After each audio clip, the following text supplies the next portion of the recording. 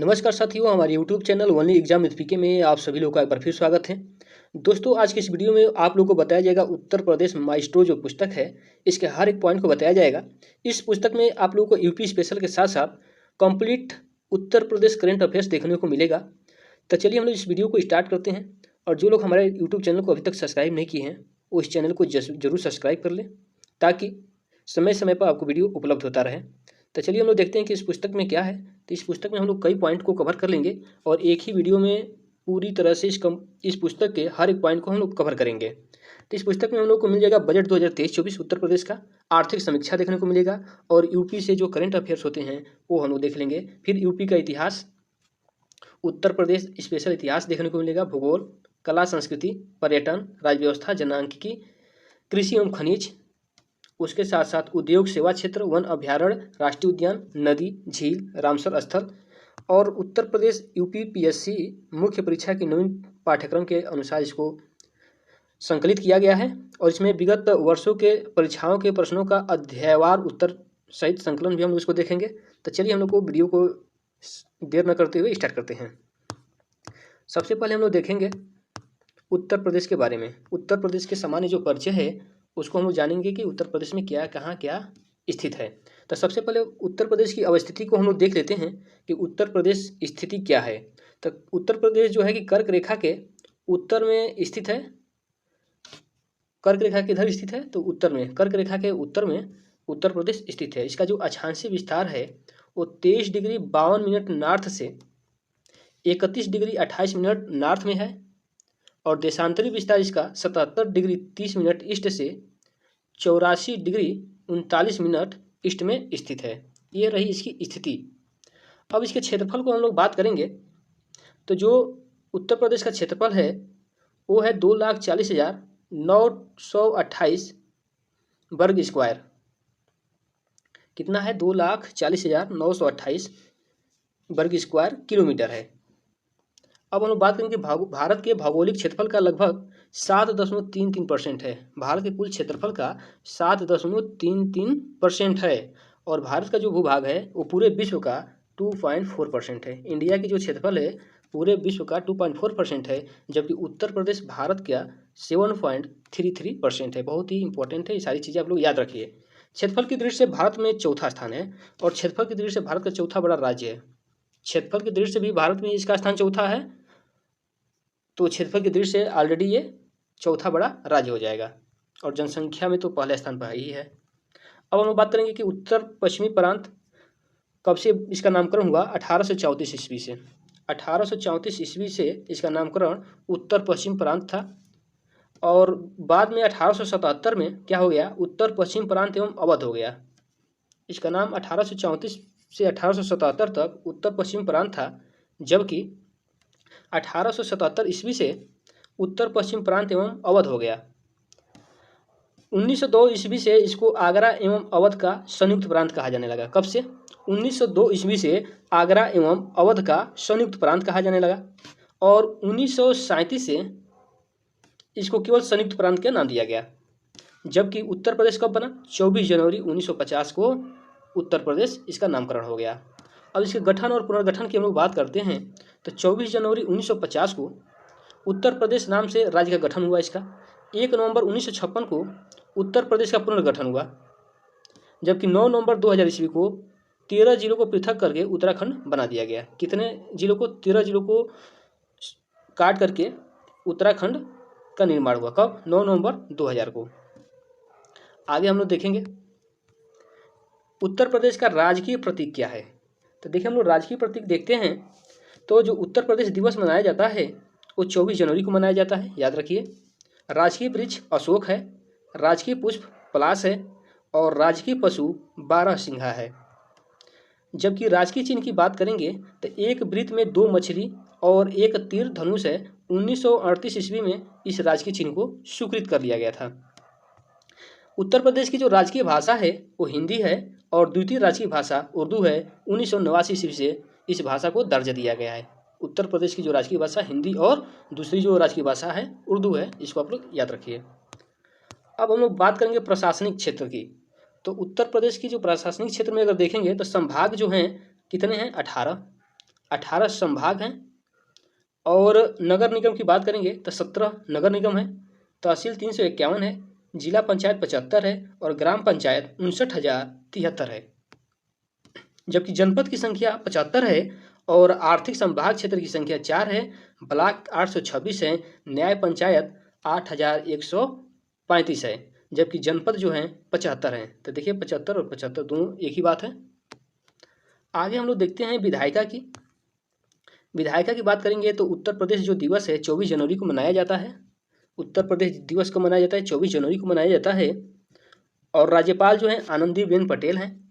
मुख्यमंत्री योगी आदित्यनाथ हैं। और राज्य विधानमंडल क्या है, द्विसदनात्मक है, यानी कि यहाँ पर विधानसभा और विधान परिषद दोनों है।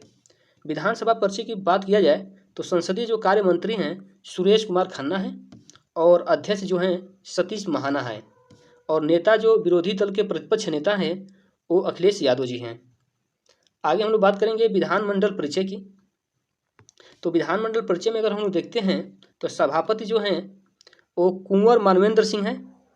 कुंवर मानवेंद्र सिंह है। और नेता सदन कौन है, केशव प्रसाद मौर्य हैं। जनप्रतिनिधि की बात करेंगे तो लोकसभा सदस्यों की संख्या 80 है। राज्यसभा सदस्यों की संख्या 31 है। और विधानसभा सदस्यों की संख्या 403 है। और विधान परिषद सदस्यों की संख्या 100 है। अब इसके उच्च न्यायालय की बात करेंगे तो इलाहाबाद उच्च न्यायालय प्रयागराज में है और उच्च न्यायालय की खंडपीठ लखनऊ में है। चलिए अब हम लोग राजकीय प्रतीकों की बात कर लेते हैं। तो उत्तर प्रदेश का राजकीय पशु हम लोग जानते हैं कि बारहसिंघा है। अब इससे रिलेटेड कुछ बातें हम लोग जानेंगे। कह रहा है कि बारहसिंघा सेरेवेस डुआवोसेली बड़े शाखादार सिंग वाला मृग जाति का सुंदर प्राणी है। इसके कंधों पर ऊंचाई 135 सेंटीमीटर तथा वजन 150 से 170 किलोग्राम के मध्य होता है।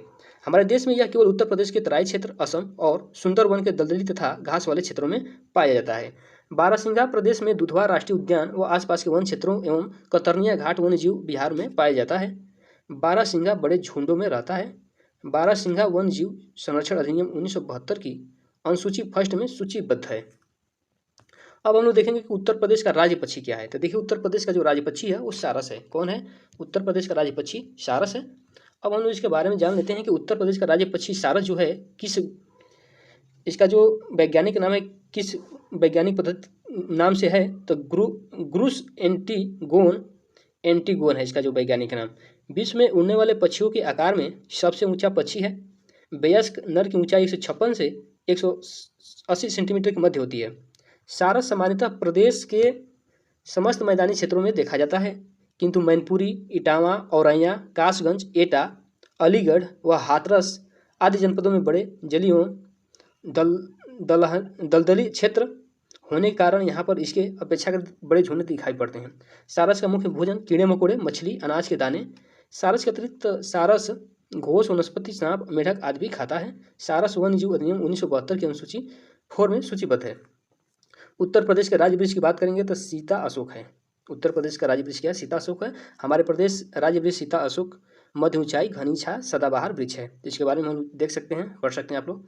उत्तर प्रदेश का राज्य पुष्प आप लोग सभी लोग जानते हैं कि पलाश है और इसका जो वैज्ञानिक नाम है ब्यूटिका मोनोस्पर्मा है। ढाक को टेसु व पलाश के नाम से भी जाना जाता है। ढाक मध्य आकार का पर्णपाती वृक्ष है और इसका पुष्प नारंगी रंग लिए चटक लाल रंग का होता है।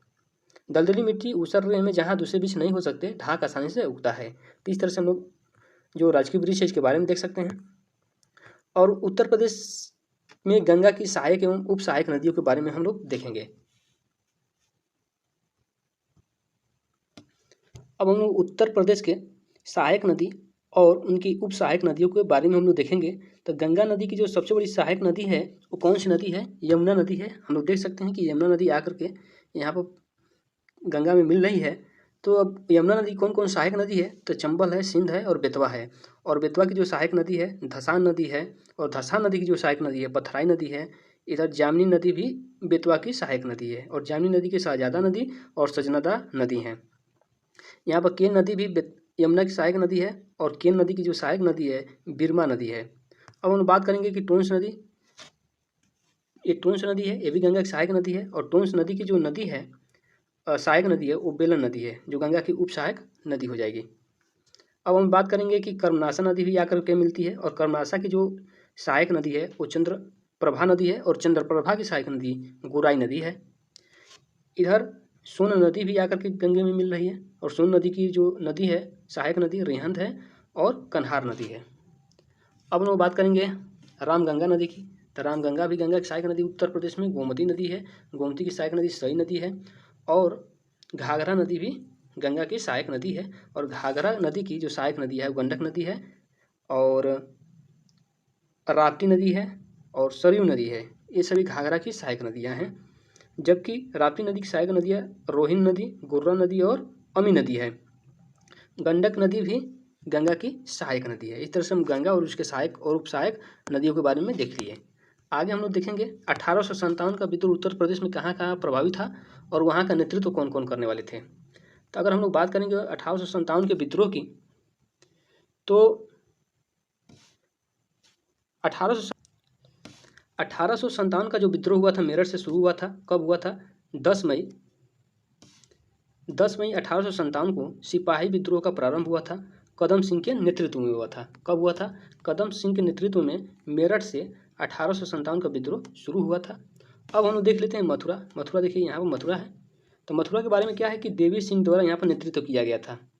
उसके बाद से झांसी है। हम लोग को पता है सभी लोगों की झांसी में रानी लक्ष्मीबाई के द्वारा 1857 का विद्रोह का नेतृत्व किया गया था।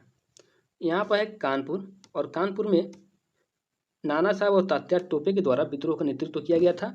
जबकि इलाहाबाद में लियाकत अली द्वारा 1 नवंबर 1858 को लॉर्ड कैनिंग ने महारानी विक्टोरिया की घोषणा का पत्र पढ़ा था। यहाँ से लियाकत अली ने इसको शुरू किया था। बलिया से अगर बात करेंगे तो बलिया से मंगल पांडे का जन्मस्थल है। और फैजाबाद से किसने किया था? तो फैजाबाद से मौलवी अहमदुल्लाह द्वारा विद्रोह किया गया था। जबकि लखनऊ से बिरजिश कादिर बेगम हजरत महल के द्वारा नेतृत्व किया गया था, और बरेली से खान बहादुर खान के द्वारा नेतृत्व किया गया था। आगे हम लोग पढ़ेंगे ऐतिहासिक व्यक्तित्व एवं संबंधित स्थल। बुलंदशहर से देखिए जियाउद्दीन बर्नी है, आगरा से सलीम चिश्ती हैं, अबुल फजल हैं और फैजी हैं।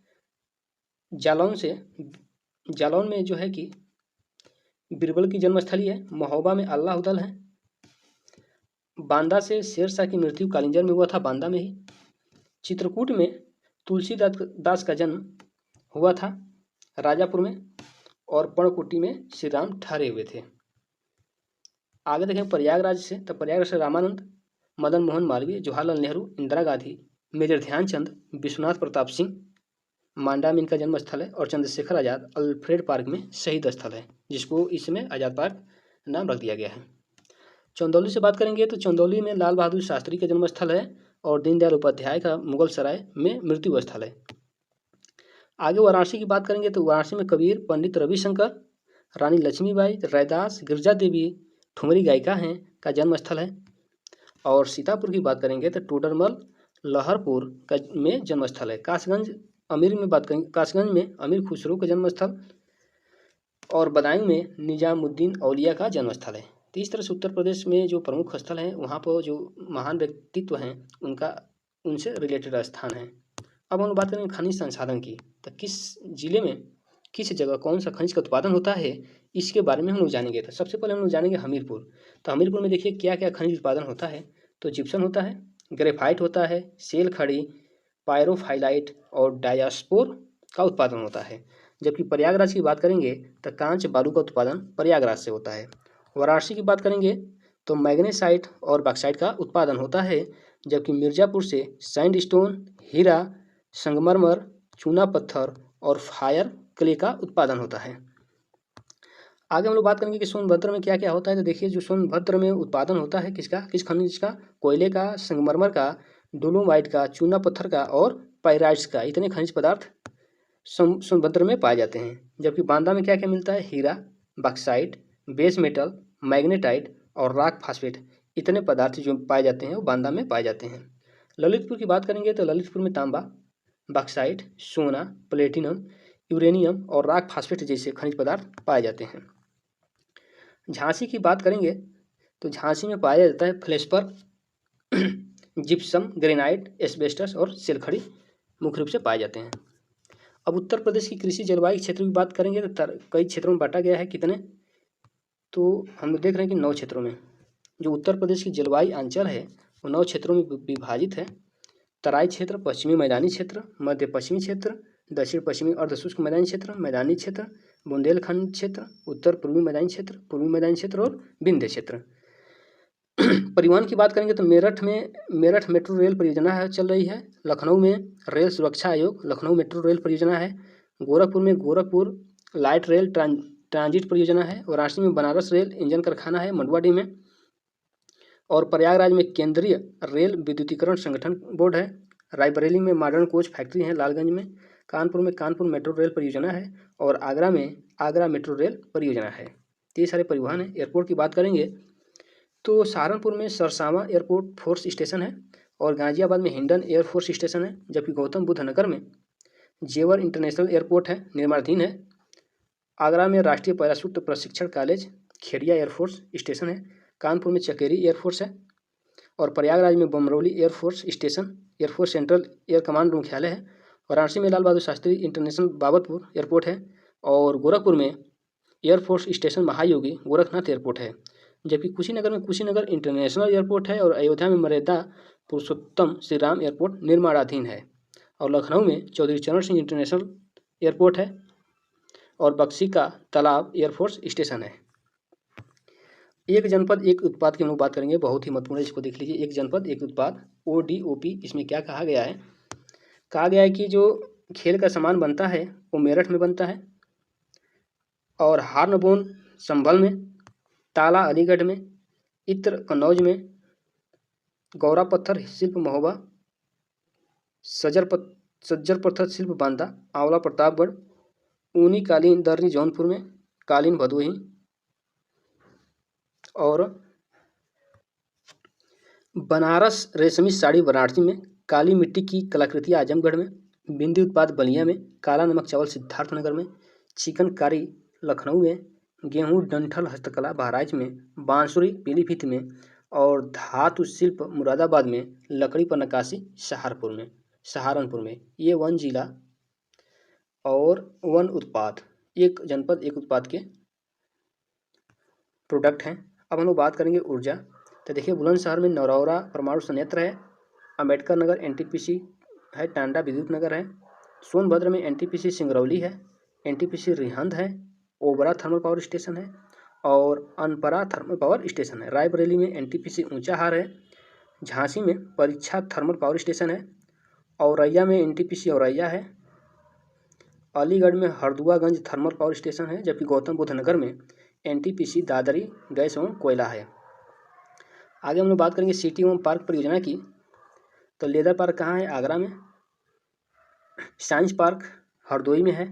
क्षेत्रीय science city biotechnology park Lucknow में है। सरस्वती हाईटेक सिटी प्रयागराज में है। और leather technology park Banthra Trans Ganga city Unnao में है। साइबर सिटी टेक्सटाइल एवं हौजरी पार्क कानपुर में है। प्लास्टिक सिटी औरैया में है। इत्र पार्क कन्नौज में है। आगे हम लोग बात करेंगे नॉलेज पार्क ग्रेटर नोएडा में है। इलेक्ट्रॉनिक सिटी नोएडा में है। टाई सिटी ग्रेटर नोएडा में है। और गौतम बुद्ध नगर में है। Tronic city trans Delhi signature city Ghaziabad में है। और उद्योग की बात करेंगे तो देखिए, बरेली में इफ्को है जो आंवला क्षेत्र में है। संभल में यारा फर्टिलाइजर लिमिटेड बिरला है। गोंडा में इंडियन टेलीफोन इंडस्ट्रीज है मनकपुर में। गाजीपुर में अफीम कारखाना है। वाराणसी में Banaras diesel locomotive works Manduadih है। सोनभद्र में हिंडाल्को इंडस्ट्रीज एल्युमिनियम रेणुकूट में है। प्रयागराज में इंडियन टेलीफोन इंडस्ट्रीज नैनी में है। और इफको फूलपुर में है। अमेठी की बात करेंगे तो Indorama fertiliser limited Jagdishpur में है।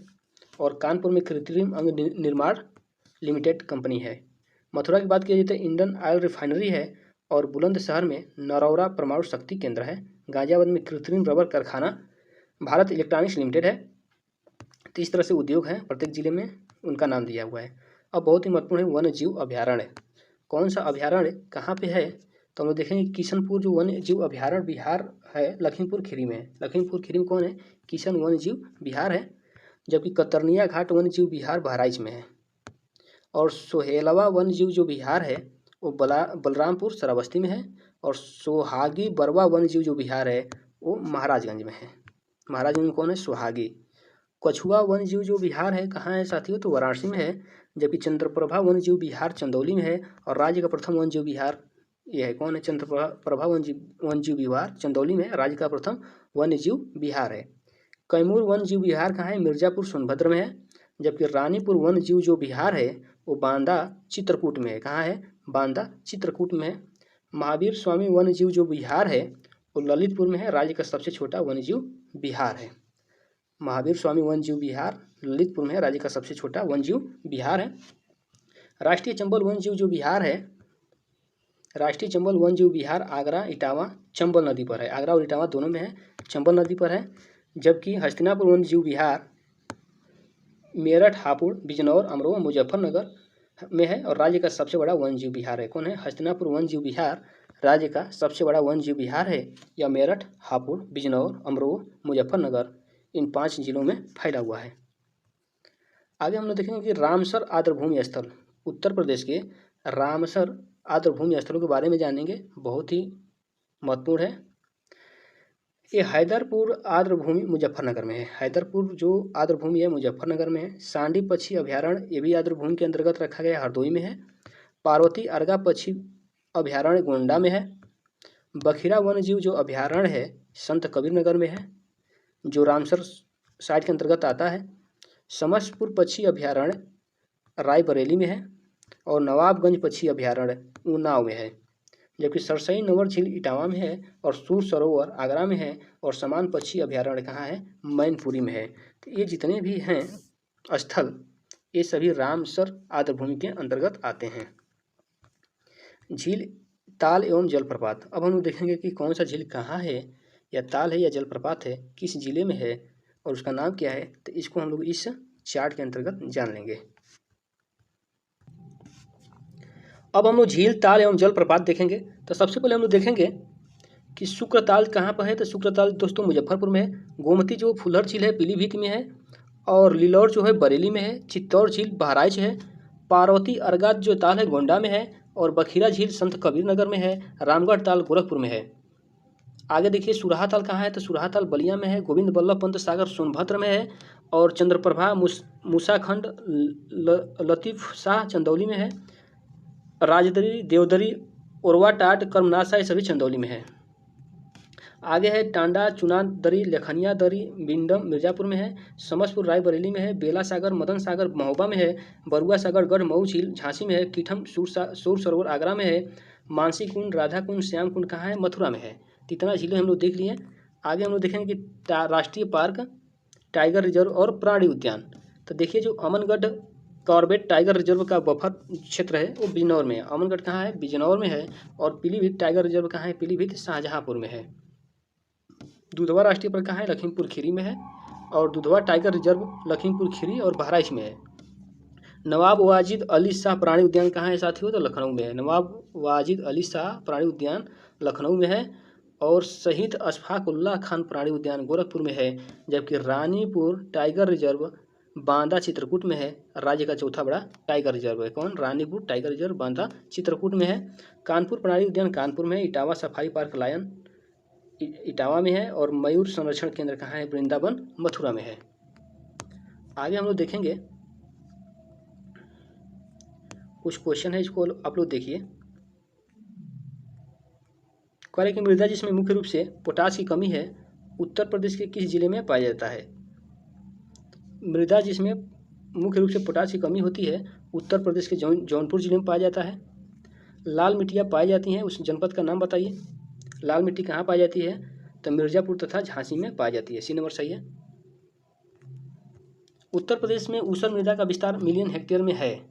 उत्तर प्रदेश में ऊसर मृदा का विस्तार मिलियन हेक्टेयर में है। कितना है? तो यह करें कि भारत में बंजर भूमि एटलस 2019 के अनुसार वर्ष 2015-16 में उत्तर प्रदेश में कुल बंजर भूमि 0.85 मिलियन हेक्टेयर था। अब हम लोग आर्द्रभूमि राम स्थल के बारे में जानेंगे, रामसाइट के बारे में। आर्द्र भूमि या वेटलैंड एक विशिष्ट पारिस्थितिकी तंत्र होता है जहाँ पर स्थलीय एवं जलीय जीव जंतु प्रचुर मात्रा में पाए जाते हैं। यह जलमग्न या नमभूमि क्षेत्र होता है जो प्राकृतिक अथवा कृत्रिम, अस्थायी अथवा अस्थायी, पूर्णकालिक अथवा अल्पकालिक, आर्द्र, स्थिर या अस्थिर, स्वच्छ या अवक्ष जलयुक्त, लवणीय जलायुक्त होते हैं। समुद्री जल का ज्वार भाटा युक्त वह क्षेत्र है जहाँ जल की गहराई 5 मीटर से अधिक नहीं होती, वह भी आर्द्र भूमि के अंतर्गत आता है। आर्द्र भूमि के सामान्य रूप है निम्नवत है। देखिए, जो आर्द्र भूमि होता है, जो नदी तालाब कह सकते हैं, जहाँ पर पानी जमा होता है, जहाँ पर नमी होती है, इस तरह के क्षेत्र को आर्द्र भूमि के अंतर्गत रखा जाता है। और समुद्र का वह क्षेत्र जो ज्वार भाटा की वजह से भरा हुआ भाग होता है और जो 5 मीटर से अधिक गहरा नहीं होता है, वो भी आर्द्र भूमि के अंतर्गत ही आता है। दलदली वन भूमि स्वयं आप जानते हैं कि वह क्षेत्र जिसमें वृक्ष और अन्य काष्ठीय पौधे होते हैं। और कच्छ भूमि मार्श ऐसे दलदली से जिसमें घास या अन्य छोटे पौधे ही केवल उग पाते हैं। घास क्षेत्र केवल घास दलदली भूमि जो जल प्लावित होता है। फाइन्स खनिज युक्त आर्द्र भूमि है। पीट क्या है, सड़े गले पेड़ पौधों के कारण उत्पन्न कोयला युक्त दलदली क्षेत्र होता है। उत्तर प्रदेश में आर्द्र भूमियों के संदर्भ में प्रदेश में राम स्थलों की संख्या 10 है। इनकी सूची हम लोग देख लेते हैं। 10 की संख्या को ऊपर देखा भी गया था। तो देखिए कौन कौन है। बखिरा वन जीव अभ्यारण्य है, कब घोषित किया गया है, 2021 में। ये कहाँ है, संत कबीर नगर में है। हैदरपुर आर्द्र भूमि है, 21 में ही इसको भी नामित किया गया है, मुजफ्फरनगर में है। नवाबगंज पक्षी अभ्यारण्य जो है उन्नाव में है, 19 में। पार्वती अर्गा पक्षी बिहार अभ्यारण्य 19 में गोंडा में है। समान पक्षी अभ्यारण्य मैनपुरी में है। समसपुर पक्षी अभ्यारण्य रायबरेली में है। और सांडी पक्षी अभ्यारण्य हरदोई में है। और सरसई नवर झील ये कहाँ है, इटावा में है। और सूर सरोवर आगरा में है। जबकि ऊपरी गंगा नदी 2005 से इसको रखा गया है ब्रिज घाट नरौरा में है। कहाँ है, ब्रिज घाट नरौरा तक है। इस तरह से 10 का स्थान दिया हुआ है। 19 में सबसे अधिक संख्या में आर्द्र भूमि को लिया गया है। 6 आर्द्र भूमियों को, 20 में 1 और 21 में 1, 21 में 2 और 2005 में 1, इस तरह से 10 हो गए हैं। हैदरपुर आर्द्र भूमि मानव निर्मित आर्द्र भूमि है। देखिए, जो हैदरपुर आर्द्र भूमि है एक कैसी है, मानव निर्मित है। हैदर भूमि वाला कहाँ है, मुजफ्फरनगर में। जिसका निर्माण वर्ष 1984 में गंगा नदी के ऊपर और मैदान पर मध्य गंगा बैराज के निर्माण से हुआ है। यह हस्तिनापुर वन्यजीव अभ्यारण्य के सीमाओं के भीतर स्थित है। बखिरा वन्यजीव अभ्यारण्य संत कबीर नगर जिले में स्थित ताजे जल का दलदली मैदान है, जो पूर्वी उत्तर प्रदेश का सबसे बड़ा प्राकृतिक दलदली मैदान है। अब आप लोग क्वेश्चन देखिए, निम्नलिखित में कौन सा रामस्थल स्थल उत्तर प्रदेश में स्थित नहीं है। सूर सरोवर, समसपुर पक्षी अभ्यारण्य, सुरिनसर मानसर झील, सरसई नावर झील। तो जो सुरिनसर मानसर झील है यही उत्तर प्रदेश में नहीं है। आगे देखिए, वन्यजीव एवं उनके संरक्षण देख लीजिए। उत्तर प्रदेश में एक राष्ट्रीय उद्यान, 11 वन्यजीव विहार और 14 पक्षी विहार, 2 हाथी रिजर्व और 4 टाइगर रिजर्व है। उत्तर प्रदेश में कितने हैं, 11 वन्यजीव विहार हैं, 1 राष्ट्रीय उद्यान है, 14 पक्षी विहार हैं, 2 हाथी रिजर्व हैं और 4 टाइगर रिजर्व हैं।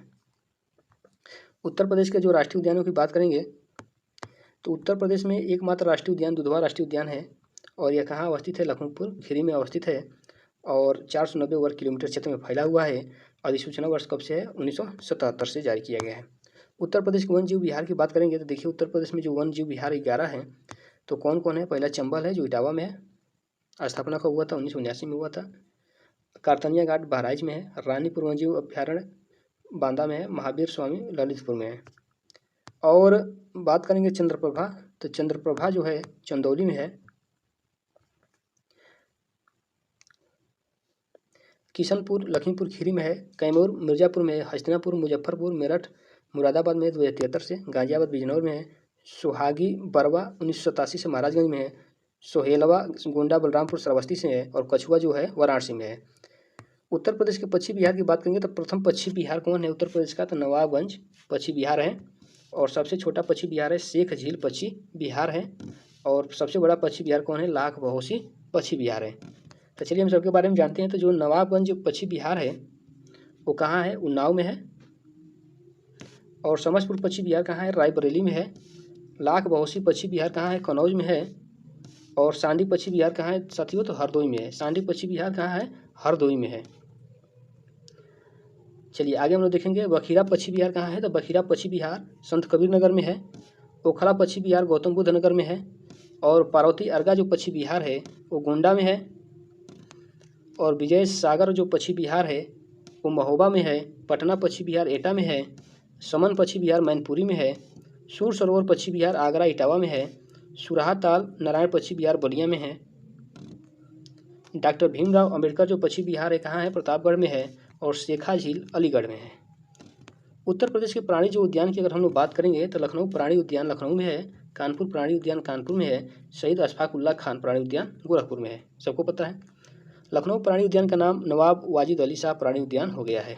लखनऊ प्राणी उद्यान का नाम नवाब अली शाह प्राणी उद्यान हो गया है। कानपुर प्राणी उद्यान का नाम एलन फॉरेस्ट प्राणी उद्यान हो गया है। चलिए हम लोग बात करेंगे उत्तर प्रदेश हाथी रिजर्व की बात करेंगे। तो उत्तर प्रदेश हाथी रिजर्व 2009 में सूचना जारी किया गया था। तराई हाथी रिजर्व 2022 में बना हुआ है। कितने क्षेत्रों में, 3049। उत्तर प्रदेश टाइगर रिजर्व की बात करेंगे तो टाइगर रिजर्व की संख्या कितनी है, 4 है। नवीनतम अर्थात चौथा जो टाइगर रिजर्व है रानीपुर टाइगर रिजर्व है। चलिए टाइगर रिजर्व की स्थिति हम लोग देख लेते हैं। तो अमनगढ़ टाइगर रिजर्व कहाँ है, अमनगढ़ बिजनौर में है। दुधवा टाइगर रिजर्व कहाँ है, लखनपुर खीरी में है। पीलीभीत टाइगर रिजर्व कहाँ है, पीलीभीत शाहजहाँपुर में है। और रानीपुर टाइगर रिजर्व चित्रकूट में स्थित है। टाइगर अधिसूचना क्षेत्र बफर क्षेत्र कुल क्षेत्रफल हम देखेंगे तो दुधवा का 2010 में और पीलीभीत 2014 में, रानीपुर 2022 में, अमनगढ़ 2012 में बना था। चांद खमरिया कृष्ण मृग रिजर्व, यह रिजर्व कृष्ण मृग के संरक्षण के लिए मेजा वन क्षेत्र प्रयागराज में है। अधिसूचना वर्ष 2017 में, क्षेत्रफल 126 है। देश में सर्वप्रथम वन जीव संरक्षण संगठन की स्थापना 1956 में हुई थी। और मयूर संरक्षण केंद्र वृंदावन मथुरा में है। भालुओं के पुनर्वास हेतु बचाव केंद्र मथुरा में है। हाथियों के पुनर्वास हेतु बचाव केंद्र राष्ट्रीय चंबल अभ्यारण्य है। भारत का प्रथम night safari park greater Noida में है। और लायन सफारी पार्क इटावा में है।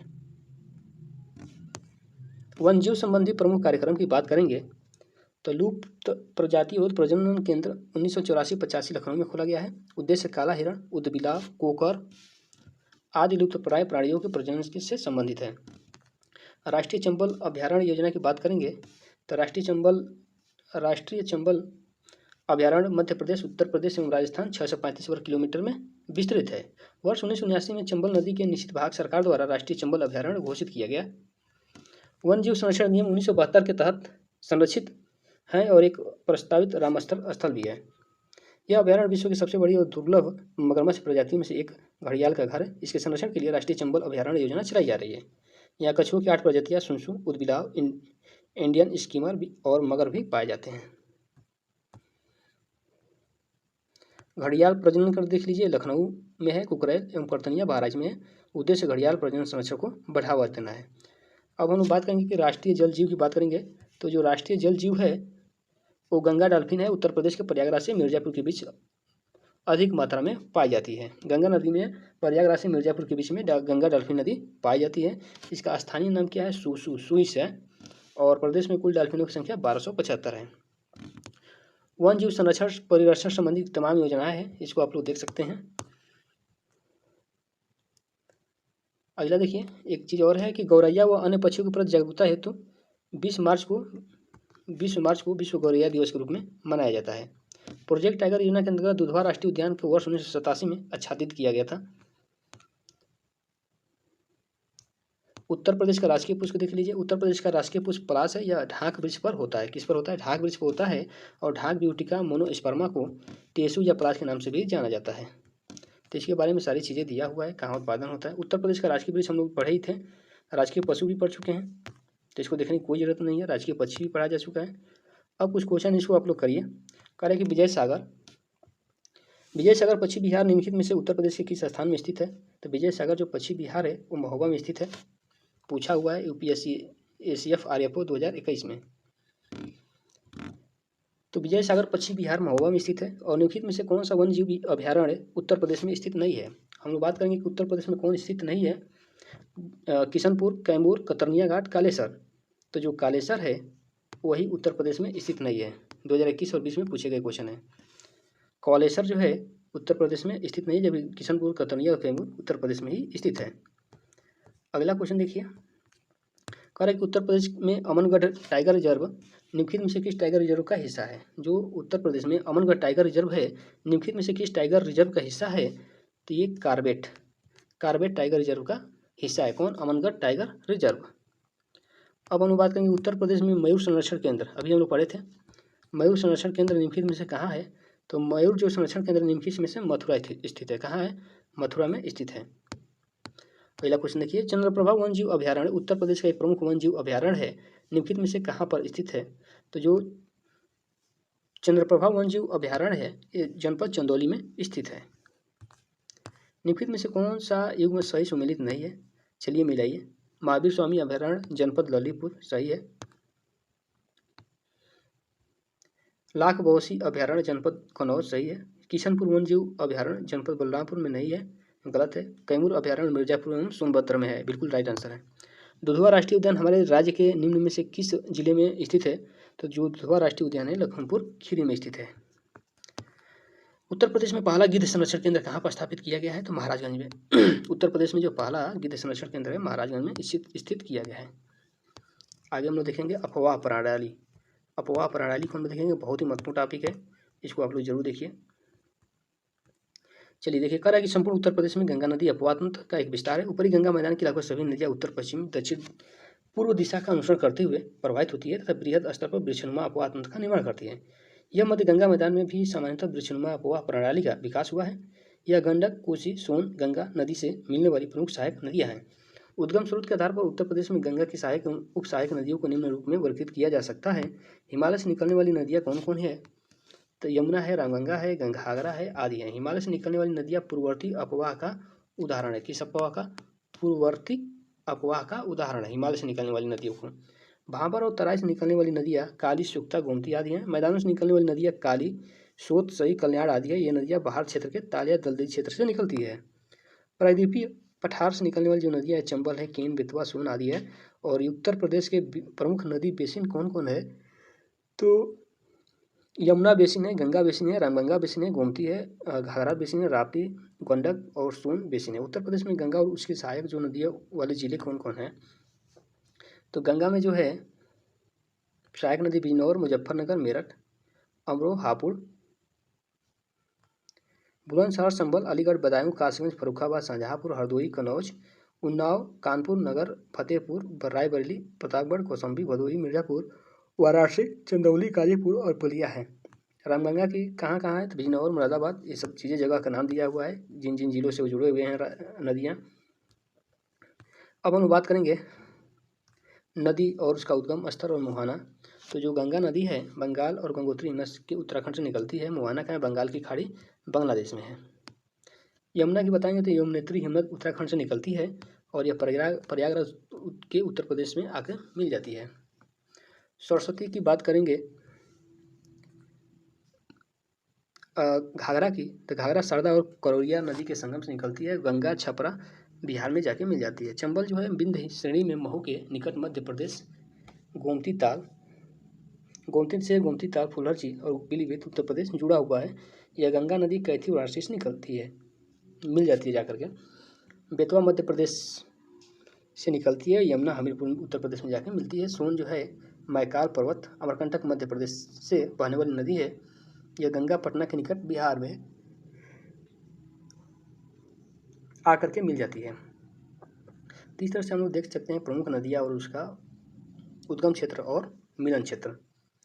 गंगा नदी देखिए उद्गम भागीरथी के रूप में गोमुख से, गंगोत्री हिमनद उत्तरकाशी जिला उत्तराखंड से, मुहाना बंगाल खाड़ी की बांग्लादेश। परवा राज्य कौन कौन है? उत्तराखंड, उत्तर प्रदेश, बिहार, झारखंड और पश्चिम बंगाल। देवी प्रयाग में भागीरथी और अलकनंदा के संगम के बाद गंगा कहलाती है। सहायक नदियाँ देखिए बाईं और उत्तर प्रदेश में गंगा से मिलने वाली रामगंगा, सई और गोमती है। बाईं ओर से उत्तर प्रदेश में गंगा से मिलने वाली नदियाँ, दाईं ओर से उत्तर प्रदेश में गंगा से मिलने वाली नदियाँ यमुना है, टोंस है और कर्नासा है। यमुना नदी गंगा नदी की सबसे बड़ी सहायक नदी है। सोत बंदरपुर श्रेणी के निकट यमुनोत्री हिमनद, तिहारी, गढ़वाल, उत्तराखंड, मसूरी श्रेणी नदी, हिमालय।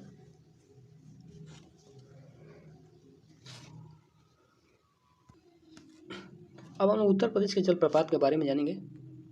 उत्तर प्रदेश के जलप्रपात के बारे में जानेंगे। राजदरी देखिए कौन कौन है? राजदरी, देवदरी, और वटाड और कर्नासा जो जलप्रपात है चंदौली में है। जबकि टांडा, चुंदारी, लखीमपुर दरी, बिंडम मिर्जापुर में है।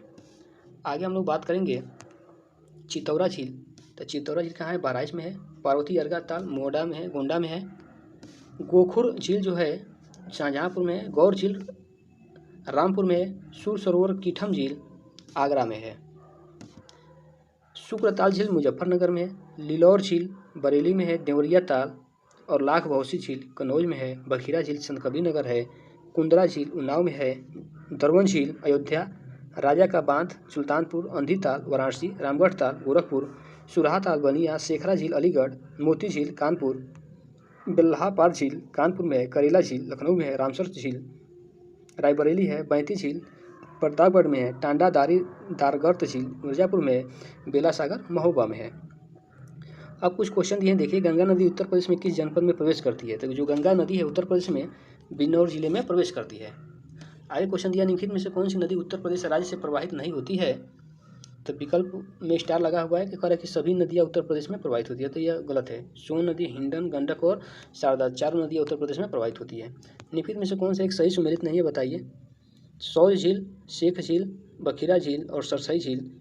तो जो सरसई झील है यही सुमेलित नहीं है। सरसई झील क्या सुमेलित नहीं है, जबकि सौरा झील मैनपुरी में है। शेखा झील अलीगढ़ में है। बखीरा झील संत कबीरनगर में है। ये बिल्कुल सही है। कौन सा विकल्प उत्तर प्रदेश के शहरों से उन नदियों को साथ मेल खाता है जिनके किनारे वे शहर स्थित हैं?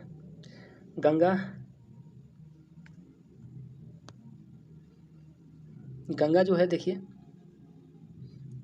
गंगा के किनारे बिठूर है। राप्ती के किनारे गोरखपुर है और गोमती के किनारे जो है जौनपुर है और सई नदी के किनारे प्रतापगढ़ है। सई के किनारे कौन है? प्रतापगढ़ है। गंगा बिठूर के किनारे है। राप्ती के किनारे गोरखपुर है। गोमती के किनारे जौनपुर है और सई नदी के किनारे प्रतापगढ़ है।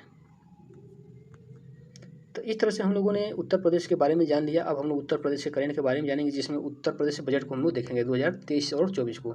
तो आज के वीडियो में बस इतना ही। कल के वीडियो में इसके आगे हम लोग बचे हुए टॉपिक को कवर करेंगे। तो चलिए, तब तक के लिए धन्यवाद। जय हिंद साथियों। और जो लोग हमारे यूट्यूब चैनल वन एग्जाम एचपीके से अभी तक नहीं जुड़े हुए हैं, वो लोग प्लीज़ इस चैनल को जरूर सब्सक्राइब कर लीजिए। तो फिर अगले वीडियो में इसके नेक्स्ट करंट और आर्थिकी को हम लोग देखेंगे। तब तक के लिए धन्यवाद। जय हिंद।